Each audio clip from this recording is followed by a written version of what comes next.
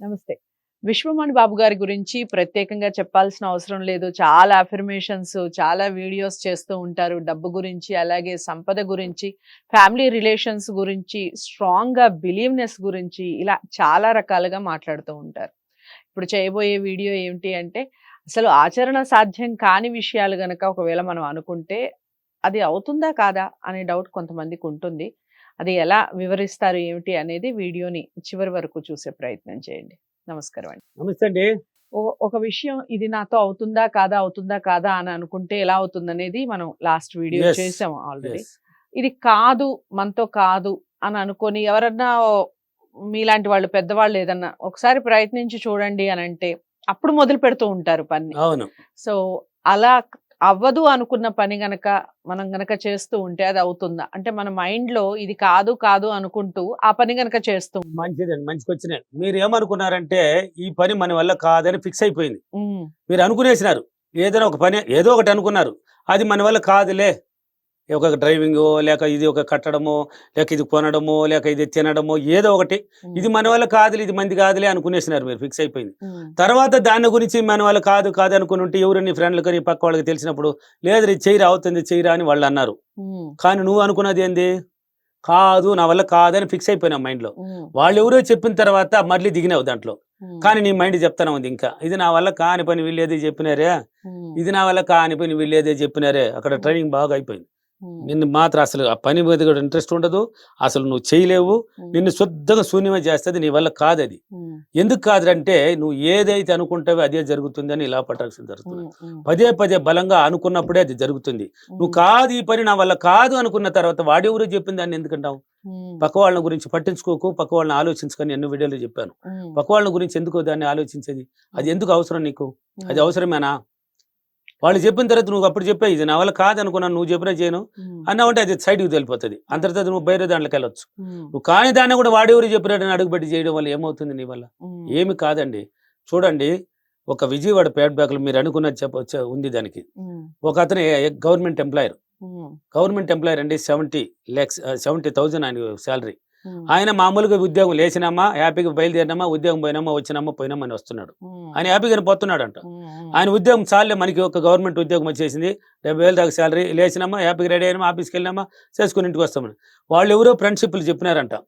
ఒరేయ్! మనం ఈ బిజినెస్ చేయాలిరా నేను ఇలా అనుకుంటున్నానంటే ఈయనకి పార్ట్నర్ అంటే ఇష్టం లేదంట. హ్మ్. ఎవరికీ? హ్మ్. ఇతని ఎంప్లాయర్‌కి. రైట్. పార్ట్నర్ చేయడం అనేది ఇష్టం లేదు. హ్మ్. కానీ వాళ్ళు అంటున్నారంటే మనం చేద్దామంటే నాకు లేదు లేదని చెప్పేసినాడు. హ్మ్. కానీ వాళ్ళ థాట్స్ రిలీజ్ చేసినారు చూడు ఈ మైండ్‌లో కూర్చున్నది ఒక ఈయనకి. హ్మ్. హ్మ్.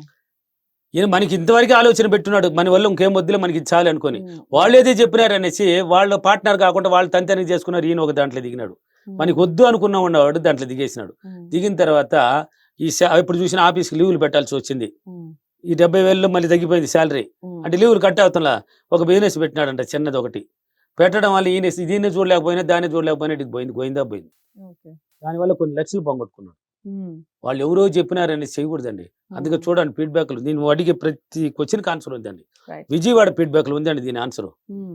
నా క్లాసులు విజయవాడ, వైజాగ్, రాజమండ్రి, హైదరాబాద్, తిరుపతి, కర్నూలు, అనంతపూర్, బెంగుళూరులో ఉన్నాయి గదా! ఆ హ్మ్. ఫీడ్‌బ్యాక్‌లో చూడండి. ప్రతి చోట్ల ఉన్నాయి. మీరు అడిగిన దానికి ఒరిజినల్ విజయవాడలో ఉంది. హ్మ్. ఎవరో చెప్పినారని మాత్రం చేయకండి. మీ హ్మ్. మైండ్‌కి తెలియజేస్తుంది. ఇది హ్మ్. చెయ్యి, చెయ్యి అంటే చెయ్యి.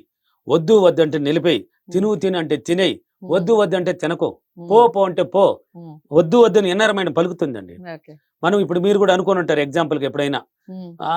ఫంక్షన్ ఉంది పదమ్మా వద్దనుకుంటే వద్దులే అనిపిస్తది ఫస్టు. ఓకే. ఏం పెద్ద ఇంపార్టెంట్ ఏం కాదులే వద్దులే ఎందుకులే అనేసి ఒక రిస్క్ ఎందుకులే అనేసి హ్మ్. అయిపోయినావు. హ్మ్. మళ్ళీ ఉండి ఎవరెవరో ఫోన్‌లు వచ్చినా అటు వచ్చినా మేము కూడా పోతున్నాం నువ్వు కూడా రా అనేసి నువ్వు వెళ్ళిపోతావు. హ్మ్. నువ్వు ఏదో సరే వాళ్ళు చెప్పినారు సరే పోదాంలే అనుకోని వెళ్ళిపోయినావు. కానీ ముందు ఏమనుకున్నావు? వద్దులే వద్దన్నా. అనుకున్నావు. హ్మ్. అక్కడ పోయిన తర్వాత ఒక చిన్న ఇన్సిడెంట్ ఒకటి జరుగుతుంది. హ్మ్. అక్కడ ఏదో ఒక చిన్న అవమానానికి గురి అయినట్టు ఒకటి జరుగుతుంది అక్కడ. హ్మ్. నేను వద్దనుకుని ఆగిపోయున్నానే. ఎందుకొచ్చానా నేను అనిపిస్తుంది. వద్దనుకున్నానే అది ఏంది నా తలరాత వీళ్ళు చెప్పినారని వచ్చినాను ఇక్కడికి.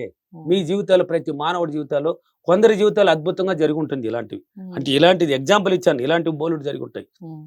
వద్దు అనుకోని మళ్ళీ పోతే మాత్రం అక్కడ నీకు వద్దంటే అక్కడ అగౌరవం జరుగుతుంది. అంటే ఏదో అవమానం జరుగుతుంది. హ్మ్. అక్కడ ఏదో ఆప్త జరుగుతుంది. లేకపోతే ఏదో జరుగుతుంది అని అర్థం.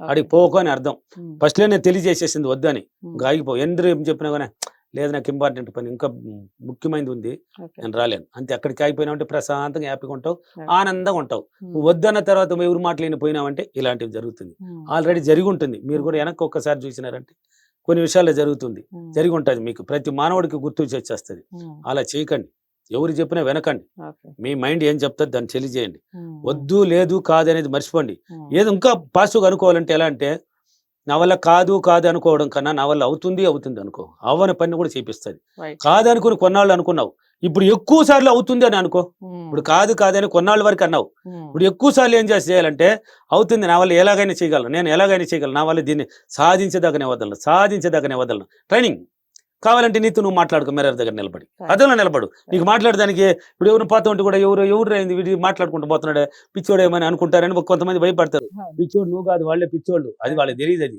ఉమ్, సరే అయ్యంతా వద్దు అనుకుంటే నీ ఇంట్లోకి వచ్చేయి, రూమ్లోకి వచ్చేయి, తలుపేసుకో, మిర్రర్లో నిలబడు. ఉమ్, నా వల్ల అవుతుంది, దాన్ని సాధించేదాకా వదిలే ప్రసక్తి లేదు, చేస్తా దాన్ని, నా వల్ల అవుతుంది, అది అవుతుంది అని ట్రైనింగ్ ఇచ్చుడు.